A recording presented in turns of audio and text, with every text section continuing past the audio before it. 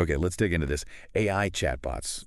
I mean, they're just popping up everywhere, aren't they? They really are doing more and more complex stuff too. Exactly. And with that kind of explosion in capability, it brings up a really big question, doesn't it? How do we trust them? Yeah, how do we actually trust these things? So we've got a great stack of sources today, some articles looking at, the huge variety of chatbot platforms out there, Hmm. and also a really good deep dive into the ethical principles, the Yeah. foundations you need to build them responsibly. And what's fascinating, I think, is seeing how fast the tools themselves are diversifying. It's way beyond just general chat now. Totally. But right alongside that, there's this growing awareness that how they're built, the ethics underneath it all, that's just critical. Absolutely critical. So, okay, our mission for this deep dive. Let's Yeah. try and unpack what makes an AI chatbot genuinely trustworthy.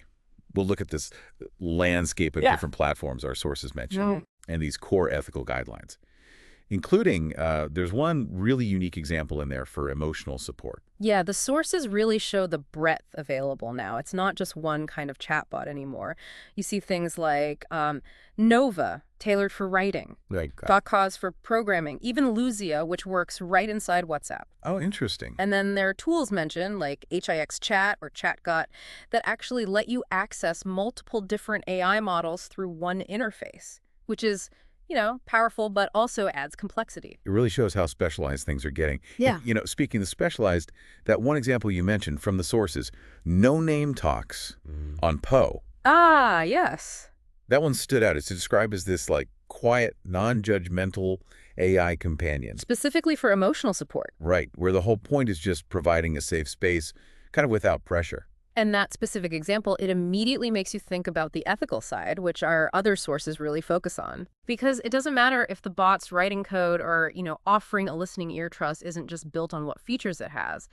The Dial Zara source, it really drives this home, laying out these essential principles. Right, it gets into 7 core ethical guidelines. Yeah. How do the sources connect those ideas, those principles, to these different kinds of bots we're seeing? Well, let's take that non-name talks example again. Okay, so for any bot, transparency is obviously key, right? Yeah, knowing you're talking to an AI, how it works, basically. Exactly. But for a support bot like that, data privacy suddenly becomes intensely critical. Oh, absolutely. The sources really emphasize collecting only the absolute minimum data needed, making sure it's totally secure, anonymous, and giving you, the user, control. I mean, imagine sharing something really personal. You need complete confidence it stays private. So it's not just a general rule. It's like a non-negotiable for that specific use. Makes sense. What about safety? Right, user safety. Hugely important, especially for sensitive applications. So yes, providing accurate information, protecting data, but the sources also highlight that for support bots, you need readily accessible crisis resources. Hotlines may be integrated directly. It's about making sure the bot doesn't just chat, but can actually guide someone towards real help if it's, needed. That really ties the ethics directly to the bot's actual function. Okay. Okay, what other principles did the sources flag as key across the board? Well, fairness is vital, making sure the bot identifies and tries to mitigate biases in its training data so it doesn't discriminate. Which must be tricky if it's pulling from multiple AI models like some of those platforms do. Exactly. Then there's informed consent, basically using clear, simple language about what happens with your data and giving users real control over it. Okay, and the last couple? Accountability. Yeah. So having a clear party who's responsible if something goes wrong, and providing ways for users to report problems. And finally, continuous improvement. Constantly updating. Yeah, regularly updating the bot based on feedback, always monitoring for new biases, bringing in better techniques. The sources really frame these 7 points not as optional extras. But as the essential foundation. Exactly, the fundamental bedrock for trust. So what we're really seeing from these sources is kind of a two-sided coin then.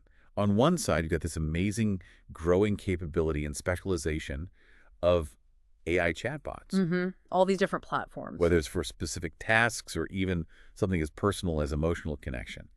And on the other side, there's this absolute non-negotiable need for a strong ethical foundation built on these guidelines you mentioned. for any of it to be truly trustworthy. Yeah, prioritizing these principles, it's really the only way we can unlock conversational AI's potential responsibly. It's about building trust, not just features. It definitely reframes how you look at these tools. So here's something to think about for you listening.